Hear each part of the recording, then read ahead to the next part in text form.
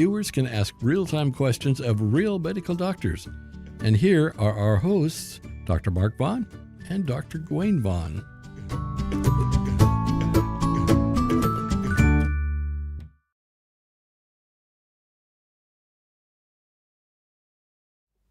What a good time for us to jump in and say, welcome to the Auburn Medical Group YouTube channel. Hello. With Drs. Mark Vaughn and Dr. Gwen Vaughn. That's me. Thanks, Dr. Gwen Vaughn, for coming to be on the show. Sure. On this fine Monday afternoon with all of our regular people and new people. If you want to be a part of the program, you can actually put comments or questions into the chat and we will address them. So we already have Laura Webb says, good evening. So wherever Laura is good evening. East of here, I would guess. Laura, Thank you for coming. Laura is one of the names I recognize because she participates in our chat. When does afternoon turn into evening? Like 5 o'clock? It's 5 o'clock somewhere.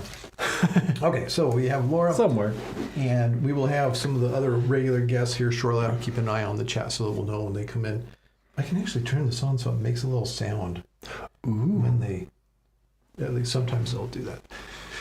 So until they do start giving us their questions and comments, we can talk about what's going on in the world of medicine, or our office in particular. What is going on? For those of you who follow, you may remember a couple different, right? I think we've had a couple different internal medicine residents from Sutter Roseville Medical Center. Two of them have been on the show. And we have a new one this week who might make it on the show. If she wants to, she's welcome to. We don't put any pressure on them for that. We don't grade them according to if they're on the show or not. Laura Webb said she's in Tennessee, so that would make sense that there you go. Feeling more evening-ish 7:32 at 6:33 than it does. Oh, are they in Central? Tennessee is Central? Well, it depends. It depends on what part of Tennessee. If they're in Chattanooga, it's Eastern. East. If they're in the Nashville or Memphis part of the state, that's then Central. And I'm sorry to divide your state into 3 sections like that, as if you have 3 stars on your state flag. Almost. And Mary Morrison is letting her. Mary. Thank you. Welcome. I'm sure she means it in the nicest possible way. Yeah, probably. Mary to you, unless it's not appropriate to respond with the same thing. She's from the middle part of the state, so should be Central Time. There. She'll let us know if it isn't, which would make it around 6:33. If that's true. Medicine in Tennessee. I can't tell you anything about medicine in Tennessee. We've had a guest who we did at one point. Had I think when she was on our show, she had just been fired by the governor's office or whoever was over her. State health. She was a state health official. She was in charge of vaccines for children for the state of Tennessee, and she had been fired with a lot of legislators who did not like her. I think the thing that they did not like about her was that she encouraged the doctors or pediatricians of the state of Tennessee to tell their patients to get the COVID vaccine. To get the COVID vaccine.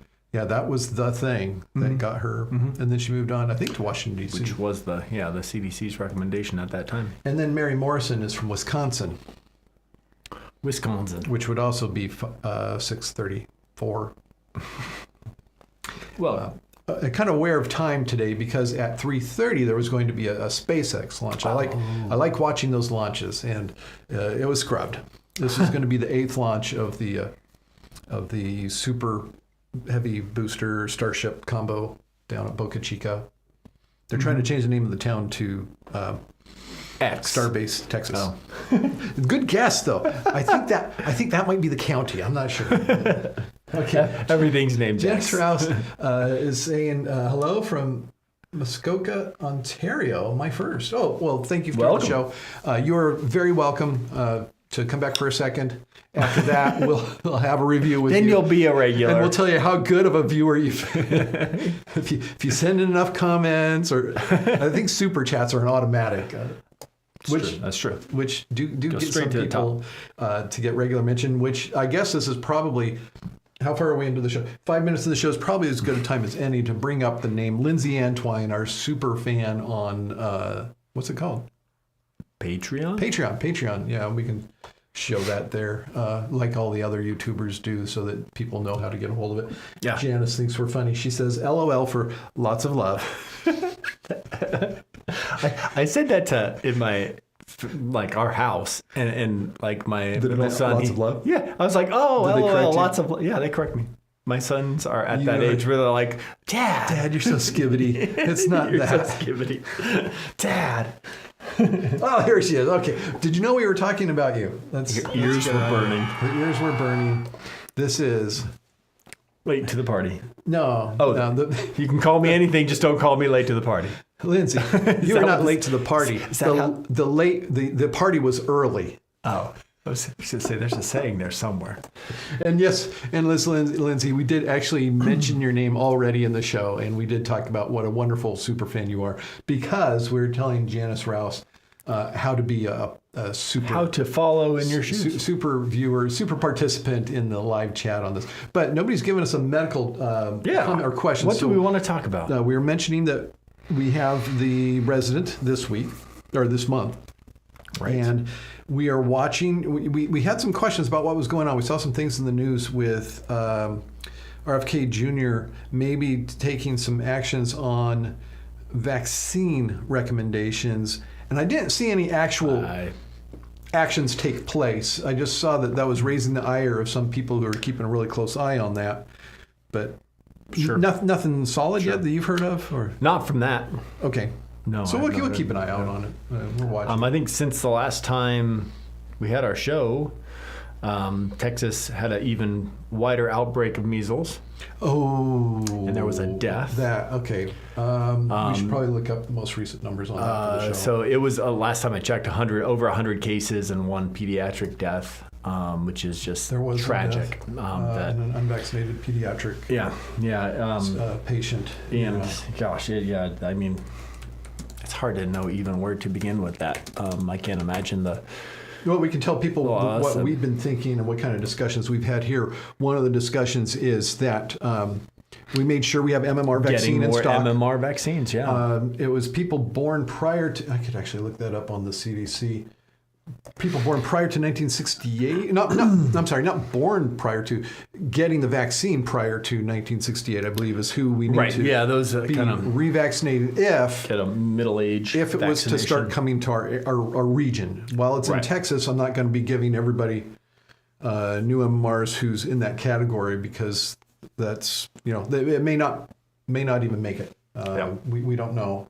So we'll go CDC and... While he's doing that, I will say thank you, Lindsay, for the super chat. What? Where? Look What? at that. I'm so good. He didn't even know about it. What? He got him while he was distracted. It'll come up. You were. It will be. You were working in cahoots with them. Oh, there it is. So for those of you who don't know, super chats are ways that Lindsay gets attention. That's what a super. Define a super chat. It's the medical YouTube program version of me putting $1 in Dr. Gawain's waist. Wow. That's. Wow. Did you lose weight? I hope not. I hope not. Look at that. Look how loose that is. Yeah, well. I could stuff a whole roll of 20s in there. Okay, thank you. About Lindsay. 25 ones or so. We should do it virtually for her. Oh, okay. If I had them on me, I would. Okay, Laura Webb, with the outbreak of measles, are you requiring your patients to get the vaccine? No, we're not. But people who got the vaccine that was around before the current one, which I think was 68. I have to look it up because it hasn't actually happened yet. Yeah. We would want to either see evidence of immunity by getting a titer, a blood test, or we'd give patients the option who were that old. So you're talking about people who got it. If they got it in 68, they were probably born in the early 60s. Probably. I don't know what the recommendation was. We're talking people who are at that point. It may have been different. 60 years of age and older. Yeah. Roughly. Math is hard. Medicine's not. Yeah, that's easy. Well, medicine's hard too, but basic math. And Laura Webb also wants to know, I've had 5 MR vaccines, but can't keep up my... Okay, so those people... Yeah, that's... giving you more of the same when it's not taking... Probably not going to take. But you are the reason we want everyone else to get vaccinated. Yeah. So that you're... Yeah. That's called herd immunity, where we protect those who can't build up an immune response. Yeah, like 5% of people or so that don't respond, we want to build a little shield around them of people who do respond to the vaccine so that they don't get it if it were to come into an area. Lindsay, next week's show title, Making It Rain on Dr. Gawain. I like that. Making it rain. Dr. You Gawain. notice it doesn't say from Dr. Gawain. Yeah. Making it rain from Dr. I don't have that kind of money. I was thinking of a neurologic problem. Oh, gee. But yeah, you can think of it however you want. Okay, I'm looking at, if I find something, I'll put it on the screen so you can also see the recommendations here. Yeah. Current recommendations for, I know the recommendations for children is to get what is it for children? an MMR at age 1 and then a booster around kindergarten age 4 or 5. So those are the current recommendations. So if you are around a baby who is under age 1, they are susceptible. So those are other ones that we try to protect by getting everyone else vaccinated and trying to build up that herd immunity for those who are not eligible for vaccination yet. Let's see if this works. Okay, this is really tiny print. It is can tiny I increase print. the size of the print? Control plus. Control plus. Control plus. Are you guys able to see that better? Ooh. Did that help? Look at that. Call me tech support, but don't, because that's what they call Doge. Okay. Okay.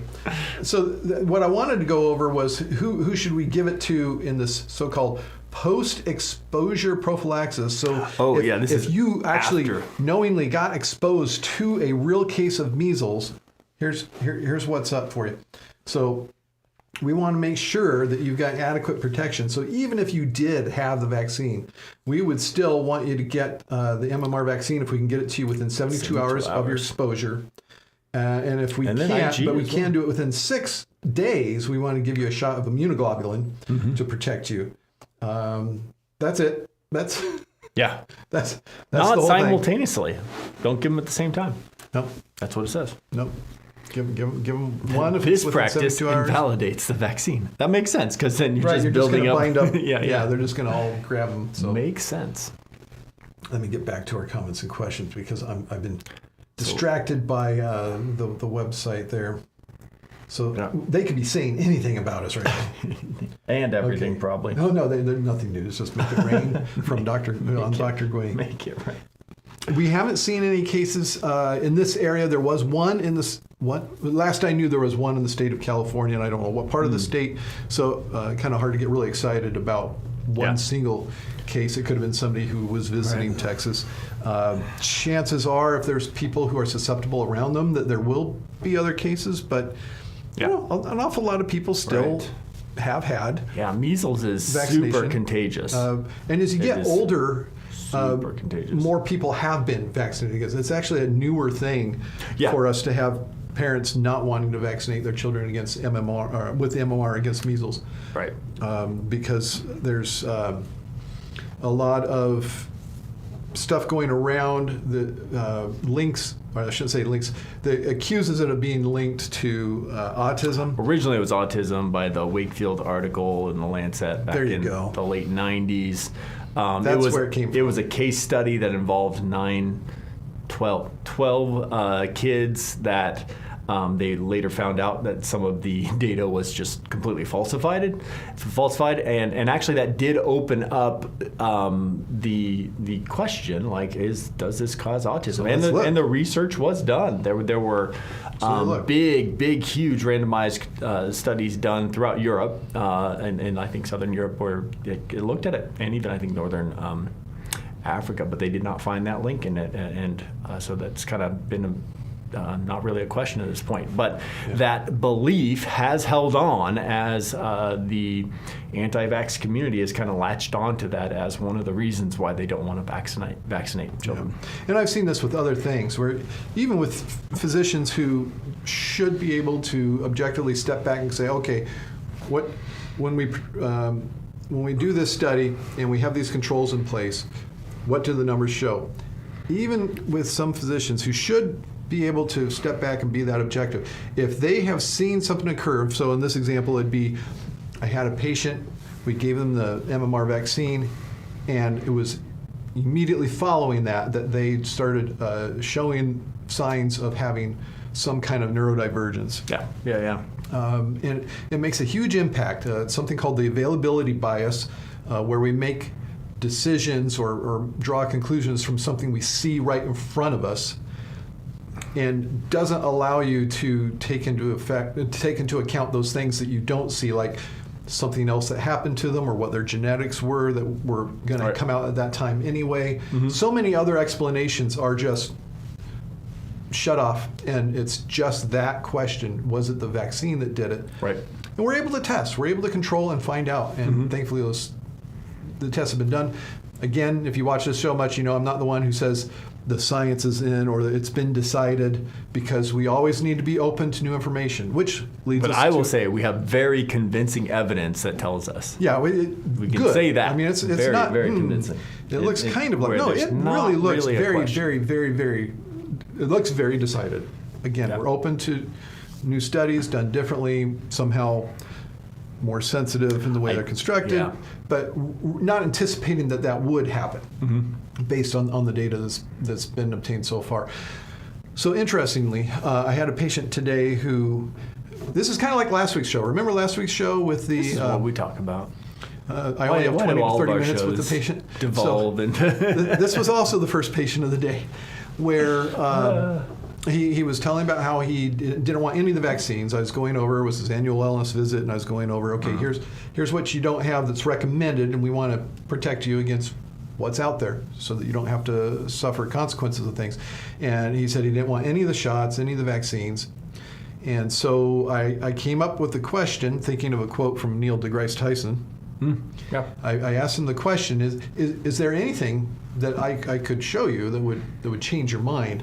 To which his answer was no. Nothing in the world, huh? Could change his mind. So at that point, it's gone from something that you reason about and look at data and weigh the evidence and then draw a conclusion. It's gone from that to a religious conviction, a religious decision of faith. Yeah. And I'm trying to remember the Neil deGrasse Tyson quote. It was something like, you can't reason a person out of a stance that they didn't reason themselves into, something like that. Something about if they didn't use reason to get to their stand or their decision, the reason's not going to get them out of it. Yeah. That's not a universal, but it's just kind of a general statement that I think about on almost a daily basis, I believe. Okay, Janice Rouse. Where are you guys from? The States? That's correct. Oh, it's not. Well, actually, just one state. Oh, it's not on there. Okay. We are both from one state. The Same state. The state of confusion. Laura Webb had measles, mumps, and German measles, but don't keep immunity. Oh, that's the... again. Laura said she's the one that doesn't get the immunity despite, 5 vaccines? Whatever it was. And then I always have the hope, though, that maybe there's something there, even though we can't detect, antibodies on titer, that maybe she has some protection that's there. But you don't have evidence that it's there, certainly. Oh boy, that's a lot to read. Lindsay, imagine being so terrified and prejudiced against the neurodivergent community that you're willing to risk your child's health. Oh my goodness, she's really throwing it out there. And potentially life before you risk them being neurodivergent. Oh my goodness. Wow, Lindsay. Wow. Wow. Yeah. Yeah, let's talk about that for a moment, because I have loved ones that are neurodivergent. I was going to say, in our family, we have people who are on the spectrum, and sometimes incredibly successful. I don't know if you'd go so far as to use the word charismatic, because that usually, on the spectrum is usually kind of the opposite of charismatic. Yeah. But certainly people that very well connect with others, which again isn't something you expect on the spectrum. But the spectrum, it's a spectrum. You can have people that you look at them and go, I wouldn't mind having some more traits like that person. But what they're thinking of is somebody at an extreme autistic end with true disability, like the nonverbal. And of course, function in society. I understand difficulties. Looking at that and saying, if I can take a step to keep my child from becoming nonverbal uncommunicative, just making sounds and rocking. Yeah. I understand that you'd rather not have that for your child Yeah. and would take action not to. But thankfully, you don't have to keep them from having the MMR vaccine to avoid that risk. Not going to be, Yeah. It's funny because I look at the neurodivergent community, especially the ones who are, in that, pretty difficult, nonverbal. They're the ones I kind of have this weird thought that, hey, I really have this compassion for them and I just want to hug them. But part of me knows they won't appreciate it. I'm thinking of a couple of years and they do appreciate your hugs. Right? Yeah, they do. Yeah. Okay. It is funny, but that is the compassion I have for the neurodivergent community that I just want. How about he won't even hug me? Well, that's going a little far. But point well made, Lindsay. Yes. I appreciate your insights there. There's a lot packed in there, so I appreciate that. I think we're all caught up. We caught up with the comments. We did address. Let's see if we can get just a little bit more information from. Oh, I did the wrong Whoa! thing. Everybody's seeing behind the curtain. You're seeing behind the curtain there. Oh man, we just get smaller and smaller. I keep going the wrong way. Okay. I was going to look to see if Texas specifically had protect yourself from viruses. What are you? I'm looking for measles. Can you find me a good measles? What do you have to say about measles? Where? Is this 2019? Yeah, that's not up to date enough for me. January 23rd. Oh, that's a little more up to date, but still, this is old information compared to that number that you break out. Right, that was probably about a week ago. Probably, I think last Monday or Tuesday. It was like around Lubbock, right? In the northern Panhandle. I thought it was the West. Do they call it the Panhandle or do they call it Baugh? It was Oklahoma? Lubbock. It was Lubbock, wasn't it? Yeah. Yeah. Why was I thinking it was the West? Where is Lubbock? Gaines County. Lubbock is in the Baugh, Oklahoma portion. Okay. Otherwise called the Panhandle. Oh, they say you can get an early dose of measles, mumps, rubella. So they're making Are they seeing that? A recommendation of 6 to 11 months. Look at Control that. Plus to make it bigger. Yeah. Whoa. Yeah. Okay, it goes all the way to one side of the screen. Too big. No, they can still read it. I guess you can read that. They're saying, hey, if you're all of our Texas viewers as young as 6 months, you can go get your vaccine. Yeah. Look at that. This is only talking about kids, though. Yeah. It's not giving the adult stuff here. Teens and adults with no evidence of immunity. Yeah. Okay. Well, that was a little disappointing there. So we'll go back to our. Anyways, where's our comments and questions? I want to make sure we're not leaving anybody out that tried to. Okay, good. So we will do it again in the future. And remember Lindsay Antoine's example. What she did for us. Okay. What she did. Anything else you want to throw out there? What do I have? No. Lefevre Relays this Friday. Lefevre Relays, Placer High School. If you're a fan track of and field, high school track and field, there you go. They could probably use a volunteer. I'll be working the high jump, 5:30 to 7:30. Good, very good. And I don't know if I'll actually be there or not, but I've been to many Lefevre Relay. Yeah. Oh yeah. That's probably got quite a history too. Maybe not quite as much a history as the basketball tournament. The Kendall Arnett, but Lefevre also has been a very long-running relay track event. Yeah. And if anybody has a great recommendation for travel guitars, you can send those in the comments too. I've been looking like a small one. Are you looking for like a 3/4 or a something kind of like that? I've been looking at the Taylor and the Martin and then Taylor Mini. Yeah, it's amazing how much less they cost. Yeah, than full size. Yeah, I saw that. I was looking at them and the Martin had a really good sound for my daughter to get a 3/4 one. Yeah. No, I find I can play things easier. Get on the smaller one. Get the frets down. Because my smaller fingers here. I was going to say, I can't fit my fingers on that. It's like, So until next time. Hey, I'm Dr. Gawain. Dr. Mark Vaughn telling all of you thank you and stay in good health. Doctors, thank you for another informative session. Auburn Medical Group is located in Auburn, California, USA. Thank you for participating. Please tell a friend and join us again next week.